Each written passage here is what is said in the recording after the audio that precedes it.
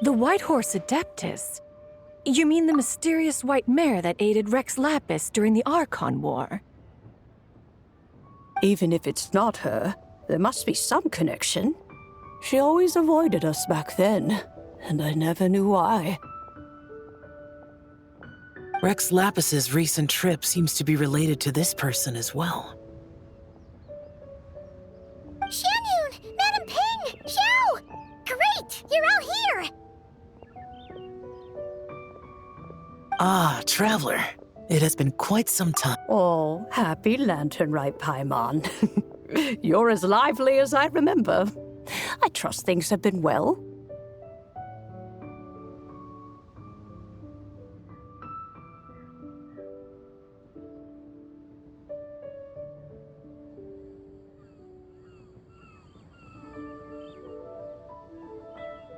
Sorry, Madam Ping. No time to catch up. Something terrible has happened. What is it? Has Mountain Shaper gotten himself into trouble? Mooncarver is here with you, but he is not.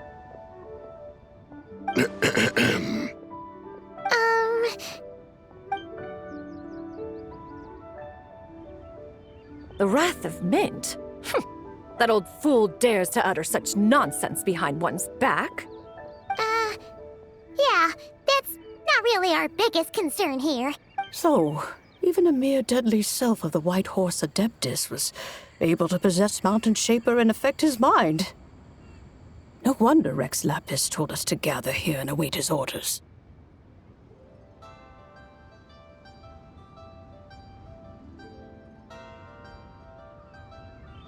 Mountain Shaper's cultivation is inadequate. He was caught unprepared.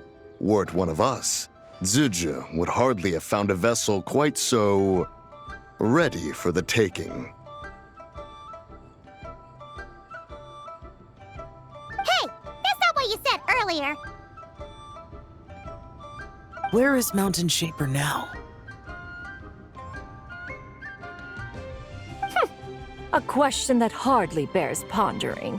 Obviously, he intends to plant mint in the vicinity of one's abode.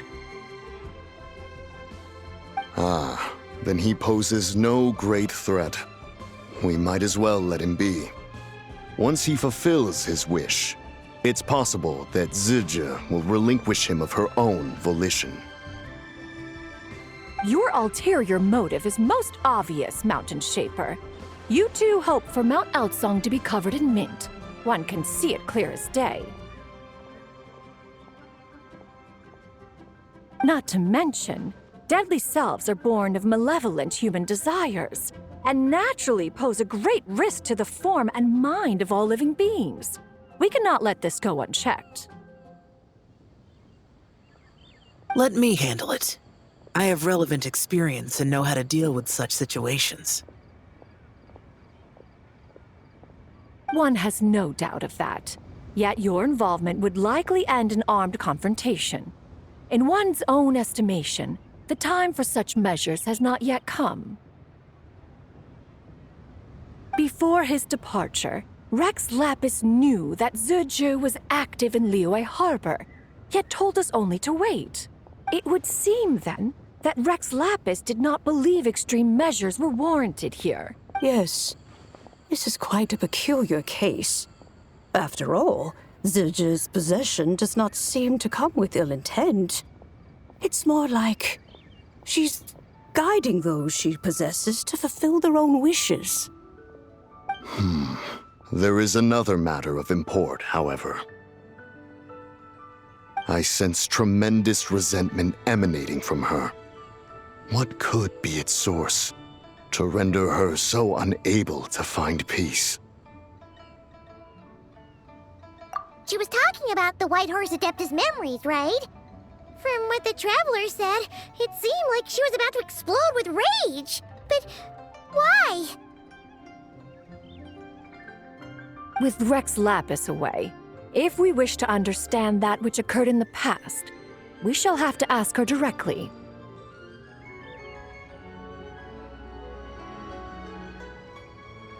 She also mentioned the Curse of Time. What could that be about? Perhaps erosion.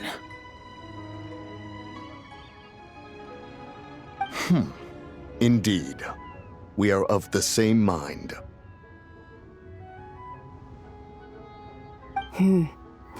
I heard that ancient clans in the mountains once regarded the White Horse Adeptus as the daughter of time.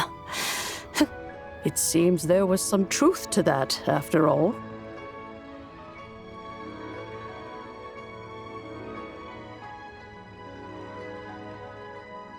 The daughter of time. Cursed by time? Time does not treat everyone equally. The longer you dwell in this world, the more it takes from you. Then what do we do? One has devised a solution. Based on what you have told us, it seems that Zuje is in the habit of leaping to a different host when provoked. One's plan is for us to block all escape routes while you confront Mountain Shaper, forcing Zuje to reveal herself.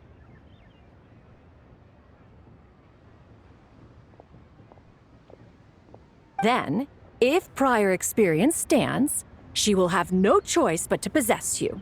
However, not only are you able to sense it, you are also unaffected by the peculiar state of stasis.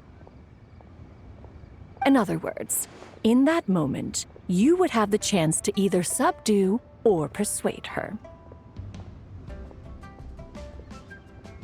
That is akin to walking straight into the lion's den. Allow me to go instead.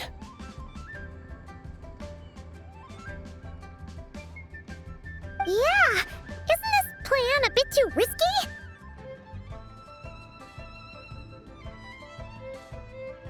Why doesn't Paimon try first? After all, even if she got possessed, it's not like she would pose a danger to anyone.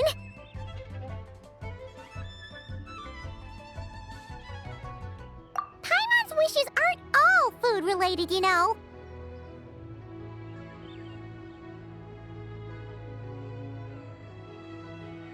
One would not suggest this course of action if one had any such reservation.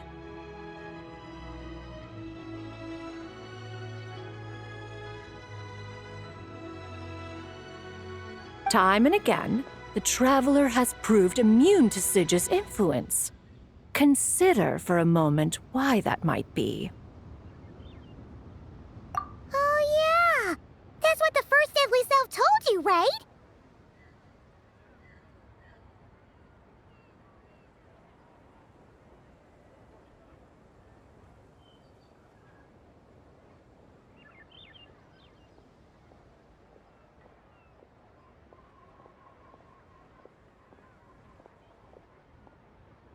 Perhaps your time in Nodcry left you with the blessing of the newborn moon goddess, Traveler. And this White Horse Adeptus clearly has a profound connection to the moon. Indeed. Indeed.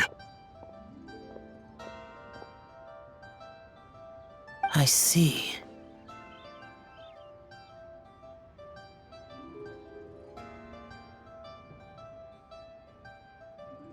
Have you other concerns, Conqueror of Demons? I was just trying to fathom why Rex Lapis left without explaining the situation in detail. But now I think I understand.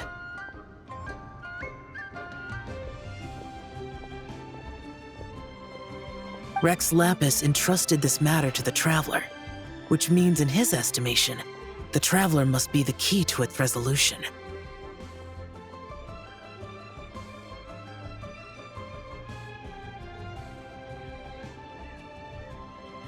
So I have no other concern.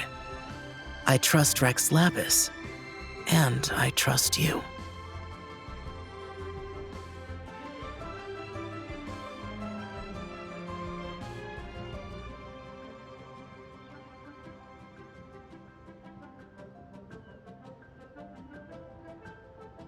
Then we are all in agreement on proceeding with this plan? Very well. We should depart at once, lest we lose our chance. Let us see whether that old fool truly dares to face one's abode with Mint. This is a peaceful neighborhood.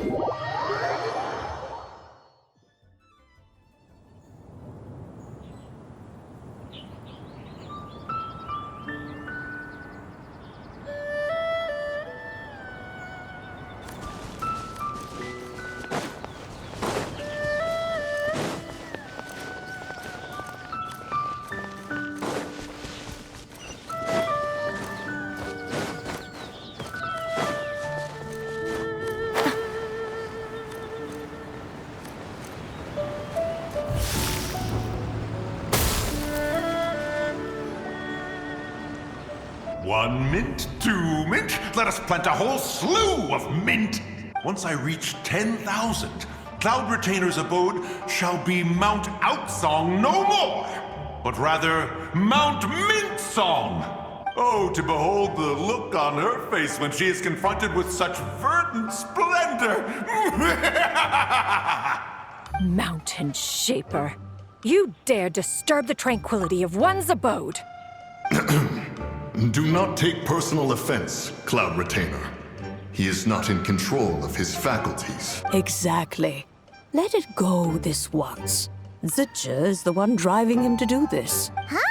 But Zidja just helps people fulfill their own wishes and desires. Not now, Paimon. Oops. Sorry, Mountain Shaper. Paimon might have just thrown you under the bus. When he wakes up, we shall have words. Everyone, to your positions.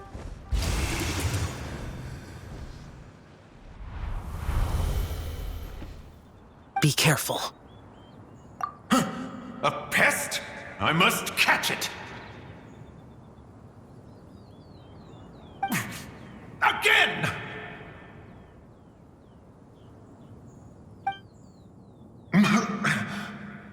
Oh, young one, it is you.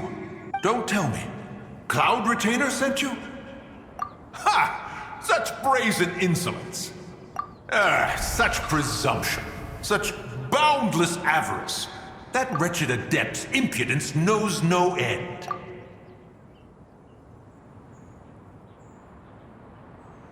If she dares lay a finger on my garden, I shall smash her cuisine machine to pieces. You think I am one to fold so easily?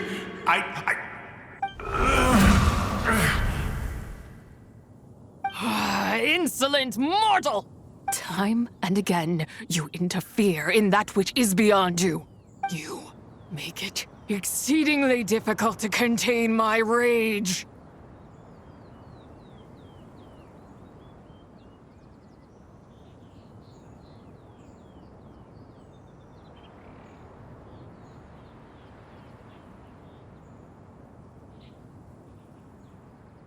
You have no conception of that which you seek. It is forbidden! You know nothing of my past. My warning was given. The cost entwined with this is beyond what you can bear. Stubborn mortal! You. Very well. If death is what you seek, who am I not to oblige? Come, let us see the extent of your resolve. Your wish is to behold the curse of time and the memories of this form? Then, let it be granted.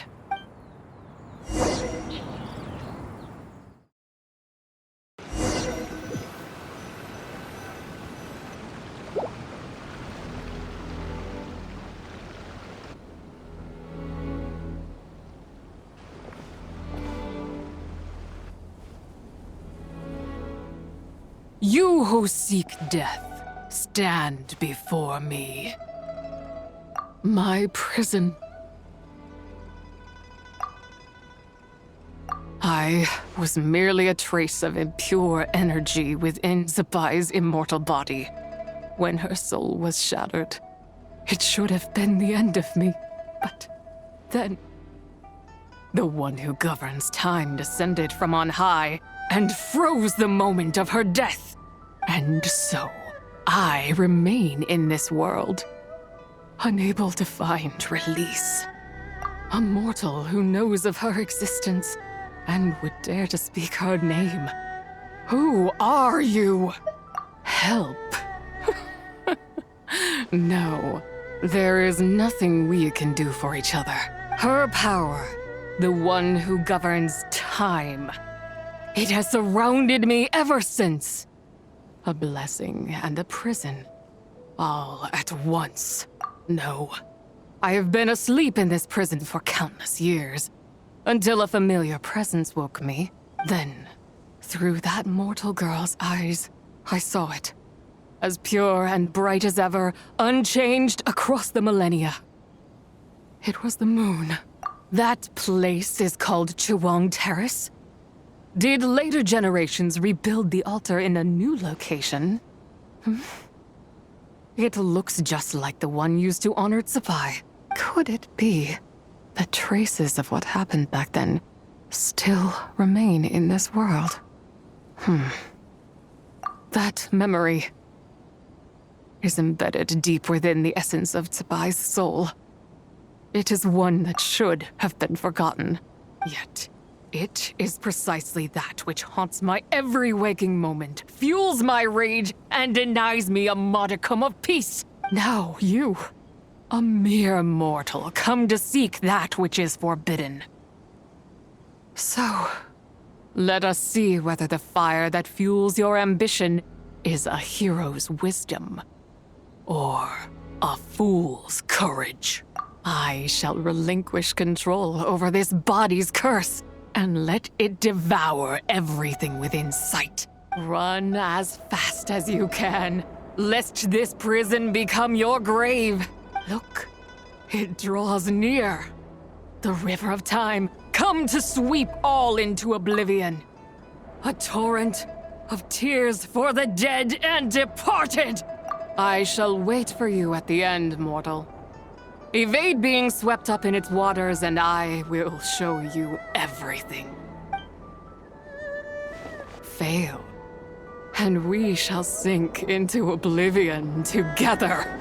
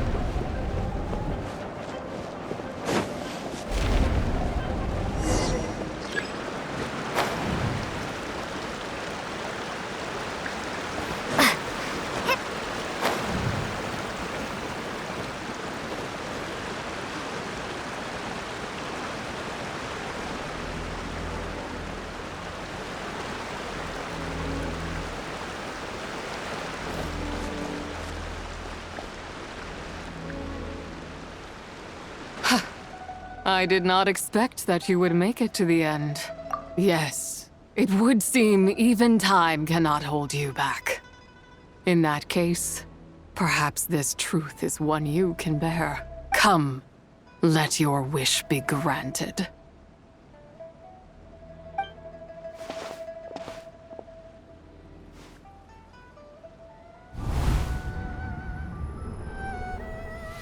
Under moon eternal, in radiant night, a maiden grants silk, soft and light. Under moon iridescent, in night divine, a maiden grants fiber for cloth so fine. Under moon of frost, in night so great, a maiden grants tools to divine our fate. What are Mom and Dad doing? Shh, just make a wish. The kind Adeptus on the moon is listening.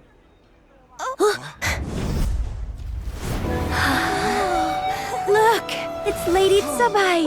Wow, Lady Tsabai? Is she powerful? Of course. She taught us how to grow grain and beans, millet and rice, how to peel hemp and reel silk, spin thread and weave cloth, how to cut stone and build houses, cast bronze and forge tools. According to Mom and Dad, the Adeptus Tsabai is the god of soil and grain, who blesses our land and its crops. Huh? Lady Tsabai's leaving? It's all right. We just have to wait till next year. She'll be back.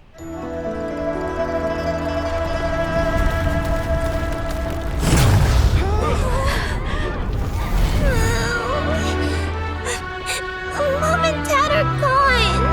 Why hasn't Lady Tsabai returned? She'll come. We just have to believe. What is that?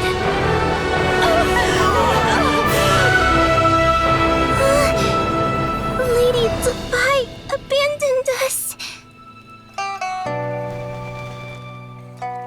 All places tainted by the abyss need to be purified. That includes Long Gone. And what of its people? You know what will happen.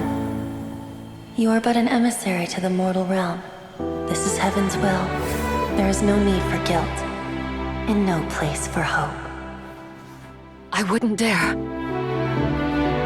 But the people of Langan honor me, worship me, pray to me. If I do not answer, the guilt will be too much to bear. And if you do, you will meet the same end.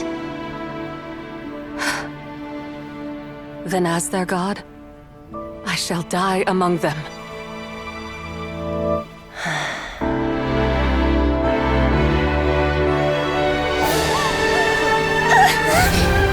Look! Lady Tsabai came to save us! I knew she wouldn't abandon us! Run!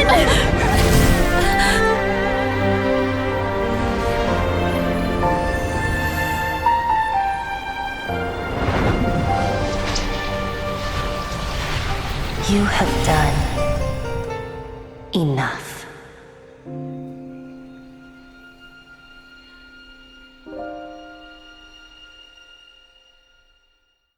Now you know the truth. These are the memories that suffocate me where I stand and crush me under their weight. Not just my nation, but the people I loved. Were it within my power, I would ignite a blaze fierce enough to burn a hole through the heavens themselves. It was a time of war, one that ravaged heaven and earth. Remnants of the battles tainted with cursed power fell from on high and devastated Langan. The heavens decreed that the tainted filth had to be cleansed. No matter the cost, if I just had more time. I could have helped more people to escape, but it wasn't enough. I just needed a bit more, and they all could have survived. I never imagined there would come a day where I found peace. So long this rage has been within me. Yet here in this moment, it has stilled at last. If you wish to bring Tsabai back to life, mortal, then you may take the part of her soul that lives in me. Just remember, from this moment onward, the fate of Langan's fallen rests on your shoulders. And that cannot now be changed. As I said before, I am but a remnant of Tsabai's adeptal form. A manifestation of her wrath that was not meant to linger in this world. By taking away this fragment of her soul, you take away my shackles as well. So, let it be done. Ah, it's your turn to grant one of my wishes, is it?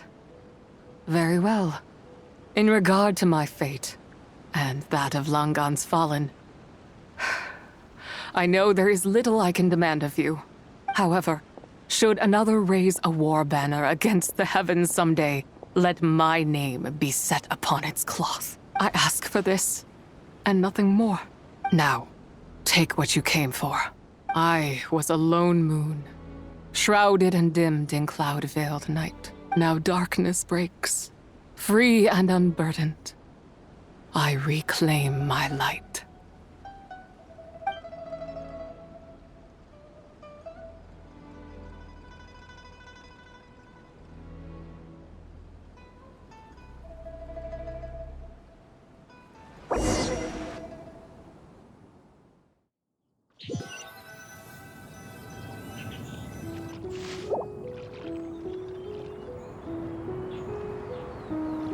You think I am one to fold so easily? Young one. What brings you here? My, what exquisite mint seedlings. Was it you who planted them? I had not taken you for one so versed in the horticultural arts.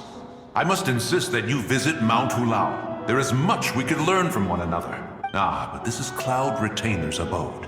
She does not appreciate the verdant wonder that is mint. We should leave at once. If she sees us here, there is little I can do to protect you. You weren't? Was it Mooncarver then? My, what nerve he has. What? Looks like Mountain Shaper is back to normal. Has the matter with Zizhi been resolved then? Wow, that was fast. That took, what, like a second? A second to us, perhaps. But for the Traveler, I imagine it felt much longer than that. One's plan was most successful then.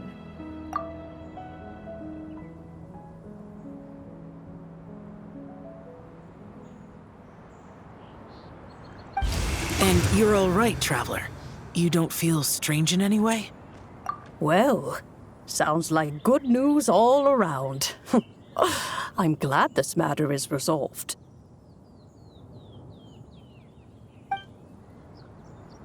What is this matter you speak of? The possession of that mortal child? The matter of Zizhi may have been resolved, but there is another that is far from over. The mint you planted around my abode. Perhaps you have a moment to spare for a little chat, Mountain Shaper.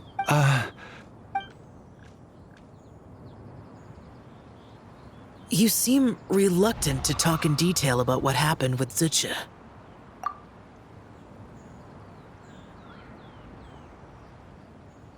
Don't worry. I won't ask you to reveal her secrets to me. And I doubt the other Adepti will either. Huh? You don't want to know what happened? The expression on your face.